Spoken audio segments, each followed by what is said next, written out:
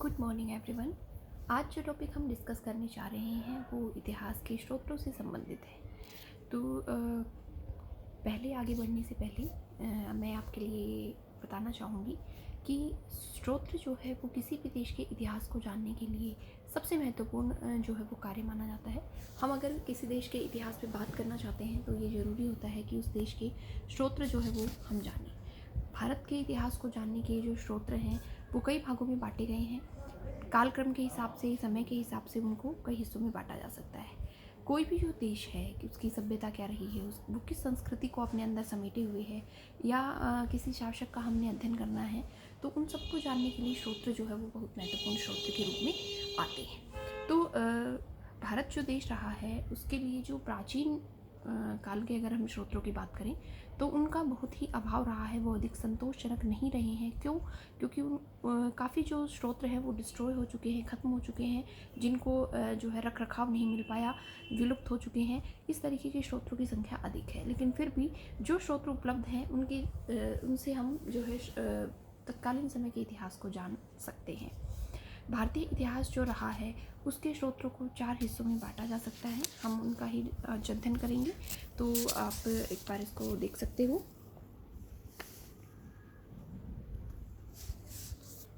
प्राचीन भारतीय जो इतिहास है उसके स्रोतों को हम 4 हिस्सों में बांटते हैं। पहला है धार्मिक साहित्य। धार्मिक साहित्य से हमारा क्या तात्पर्य है वो हम जानेंगे। तो देखिए, धर्म जो है, धार्मिक जो ग्रंथ रहे हैं हमारे प्राचीन, जो वो मात्र हिंदू धर्म के लिए नहीं आया है, हिंदू ग्रंथों के लिए नहीं आया है, ये दोनों तरीक़ों के ग्रंथों के लिए आता है। बौद्ध भी इसमें हम समेटे हुए हैं, जैन भी हम इसके अंदर रख सकते हैं, और हमारे ब्राह्मण ग्रंथ हैं, ये सब इसके अंदर आएंगे। तो धार्मिक साहित्य मतलब धर्म से संबंधित साहित्य का हम अध्ययन इसमें करते हैं। इसके अलावा दूसरा जो पॉइंट आपका होगा वो ऐतिहासिक और अर्ध ऐतिहासिक साहित्य का आता है। ऐतिहासिक जो है वो जिसमें किसी दरबार में बैठकर जो इतिहास लिखा जाता है उसको ऐतिहासिक साहित्य कहा जाता है। पहले जो मध्यकाल का समय था या प्राचीन काल का समय था, तो जो राजे महाराजे होते थे वो अपने दरबार में अपने समय की गाथा का गुणगान करने के लिए इतिहास लिखवाते थे। उसी इतिहास को ऐतिहासिक वर्ग में रखा जाता है। अर्ध ऐतिहासिक साहित्य मतलब जिसमें इतिहास के साथ साथ लौकिक विषयों को, नाटक जो है वो या किसी विशेष शिक्षा से संबंधित है, कला को प्रदर्शित कर रहा है, इस तरीके के ग्रंथ भी जो लिखे गए हैं वो भी अर्ध ऐतिहासिक साहित्य में आते हैं। इसके अलावा विदेशियों के वृत्तांत, तो जैसा कि नाम से स्पष्ट है, विदेशियों के वृत्तांत से मतलब क्या है कि जो विदेशी भारत में हर काल में, हर राजा के समय में, चाहे वो प्राचीन काल रहा हो, मध्यकाल रहा हो, किसी भी राजा के समय में जब वो आए हैं, उन्होंने भारत देश में जो भी कुछ देखा, सुना, पढ़ा, उस सब को अपने ग्रंथ के माध्यम से लिपिबद्ध कर दिया। इस सब को विदेशियों के वृत्तांत के रूप में जाना जाता है। इसके लिए अनेक ऐसे विदेशी यात्री हैं जो भारत जो है वो दर्शन पर आए थे या किसी अध्ययन के लिए आए थे, नालंदा विश्वविद्यालय में पढ़ने के लिए बौद्ध भिक्षुक आए थे। उन सब ने जो इतिहास लिखा वो ऐतिहासिक ग्रंथों में आते हैं। और वो अगर देखा जाए तो जो उपलब्धि है उनकी द्वारा जो दिए गए ग्रंथ हैं वो बहुत महत्वपूर्ण माने जाते हैं, बहुत अच्छे माने जाते हैं और बहुत प्रमाणिक स्रोत माने जाते हैं। इसके अलावा पुरातत्व संबंधी स्रोत, इन चारों स्रोतों में जिनकी हम बात यहाँ कर रहे हैं, सबसे महत्वपूर्ण और सबसे ज़्यादा प्रमाणिक स्रोत जो सिद्ध हुआ है वो हुआ है पुरातत्व संबंधी स्रोत। पुरातत्व मतलब जो कि आर्कियोलॉजिकल सोर्सेज जो होते हैं वो इनमें सबसे ज़्यादा महत्वपूर्ण माने जाते हैं। ऐसा इसलिए क्योंकि इनको हम अपनी आंखों से देख सकते हैं, जांच सकते हैं, महसूस कर सकते हैं, इनको टटोल सकते हैं और अपने हाथ में लेकर इनसे जो है वो जजमेंट कर सकते हैं। इसलिए इनको सबसे ज़्यादा प्रमाणिक स्रोत माना जाता है। पुरातत्व संबंधी स्रोत में हम किसी भी समय की पुरातत्व संबंधी सामग्री को रखते हैं।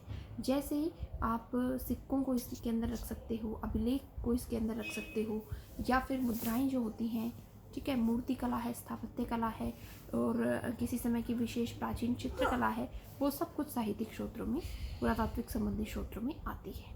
विशेष रूप से भारत देश में विभिन्न स्थानों पर ऐसे अनेक अभिलेख पाए जाते हैं, ऐसे अनेक प्राचीन समय के जो है शिलालेख पाए जाते हैं जो कि हमें पुरातात्विक संबंधी स्रोतों के रूप में सहायता करते हैं। तो इस तरीके से इन 4 जो है प्रकारों का हम अपने इतिहास को जानने के स्रोतों के रूप में अध्ययन करेंगे।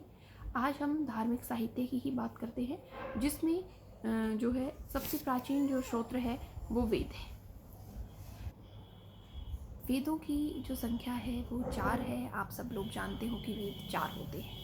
ये जो है हमारे प्राचीन इतिहास की सबसे प्राचीन धरोहर के रूप में स्थापित है। तो वेद जो है वो भारत जो देश रहा है वो एक धर्म प्रधान देश रहा है, और जो जीवन है उसके सर्वांगीण जो विकास के लिए धार्मिक जो हमारा पक्ष होता है उसको बहुत महत्वपूर्ण माना जाता है। तो यहाँ जो प्राचीन काल था भारत देश का, हमारे इतिहास को हम 3 कालों में बांट सकते हैं। तो प्राचीन काल में जो है वो 3 धर्मों की जो है प्रधानता रही है, हिंदू, बौद्ध और जैन। तो यहाँ हम सबसे पहले हिंदू धर्म के जो धार्मिक ग्रंथ हैं उनका अध्ययन करेंगे, जिसमें सबसे पहला जो उल्लेख है वो किसका आता है?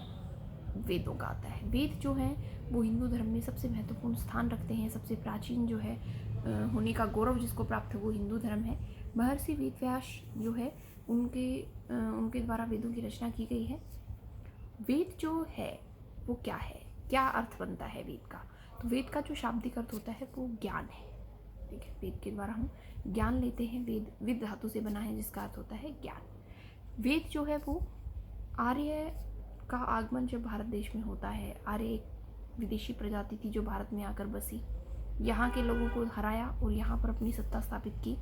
उन आर्यों ने जो है अपने प्राचीन जो ज्ञान था उनका, जो उनकी संस्कृति थी, जो उनकी सभ्यता थी, उसको जिन ग्रंथों में सुरक्षित लिखवाया, यही कह लीजिए कि उनको जो है लिपिबद्ध करवाया या रखा उन्होंने छंदों के माध्यम से, चरणों के माध्यम से, वो सब किस में आते हैं? वेदों में आते हैं। उनके द्वारा जो रचित ग्रंथ हैं वो इन्हीं वेदों में सुरक्षित है। तो वेद जो है वो संख्या में 4 है। पहला ऋग्वेद, दूसरा यजुर्वेद, तीसरा सामवेद और चौथा अथर्ववेद। सबसे पहले हम ऋग्वेद की बात करते हैं। ऋग्वेद जो है वो सबसे प्राचीन वेद है और सबसे बड़ा भी है। सबसे प्राचीन वेद होने का श्रेय जो है वो ऋग्वेद को प्राप्त है। 1500 ईस्वी से 1000 ईस्वी के बीच जो है वो ऋग्वेद की रचना मानी जाती है। संहिताओं और चरणों में लिखा गया ये ग्रंथ है। चरणों से युक्त ये ग्रंथ है और ऋक धातु से ये बना है, जिसका संहिताओं के लिए आया है। जो संहिताओं का अर्थ होता है संग्रह, संकलन। इसीलिए जो आर्य की जो समस्त ऋचाएँ हैं, आर्यों की जो समस्त जो है वो उनके धार्मिक कार्यों से संबंधित जो सारी बातें हैं वो ऋग्वेद में आती हैं। 10 मंडल, 1028 सूक्त इसके अंदर संकलित है। 10 मंडलों में इसको लिखा गया है और 1028 सूक्तों में इसको बांटा गया है। इसमें जो है वो किस चीज़ का अध्ययन है? तो ऋग्वेद जो है उसमें हम आर्यों के विभिन्न जो जन हैं, इनकी संस्कृति में जन में बटा हुआ था, तो जनों का हम इसके माध्यम से अध्ययन करते हैं। जैसे मत्स्य है, यदु है, अनु है, पुरु है, किरवी है, ये सब जो जन थे उनका उल्लेख इसमें किया जाता है। जन जो है उसके मुखिया को राजन कहा जाता था, ऐसा उल्लेख भी ऋग्वेद में हम देख सकते हैं। इसके अलावा आर्य जो कबीले हैं, अनार्य जो है, इनके बीच का जो संघर्ष है उसका उल्लेख भी यहाँ पर आता है। उसके बारे में भी हम ऋग्वेद से जान सकते हैं। तो बहुत प्राचीन और बहुत ही प्रमाणिक जो है स्रोत आर्यों के विषय में जानने का ये हो जाता है, और जिसके द्वारा हम अध्ययन करते हैं। ऋग्वेद जो है वो जहाँ राजनीतिक स्थिति के बारे में तो बताता ही, साथ के साथ आर्यों की आर्थिक, सामाजिक, हर प्रकार की धार्मिक प्रवृत्ति जो है उनके बारे में भी हमारे समक्ष प्रकाश डालता है। ऋग्वेद जो है उसमें इंद्र को सबसे प्रमुख देवता के रूप में बताया गया है। सोमरस का पान ये करते थे, ये इनके सामाजिक जीवन की ओर इशारा करता है। तो इस तरीके की बातें आप ऋग्वेद में देख सकते हो।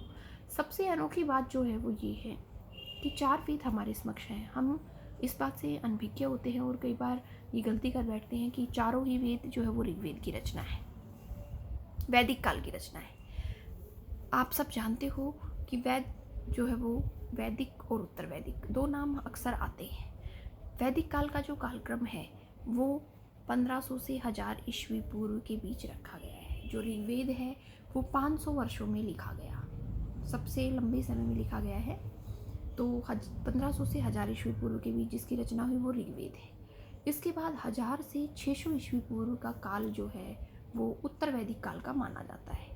ऋग्वेद के बाद जितने भी ग्रंथ लिखे गए हैं, चाहे वो सामवेद हो, यजुर्वेद हो, अथर्ववेद हो, ब्राह्मण ग्रंथ हो, उपनिषद हो, आरण्यक हो, उस सब की रचना कब हुई है?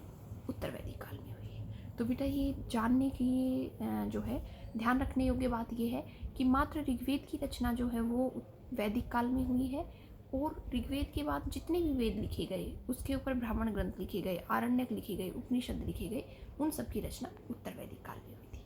तो इस वीडियो में इतना ही, नेक्स्ट वीडियो में हम इसे आगे कंटिन्यू करेंगे। तब तक के लिए take care and good bye.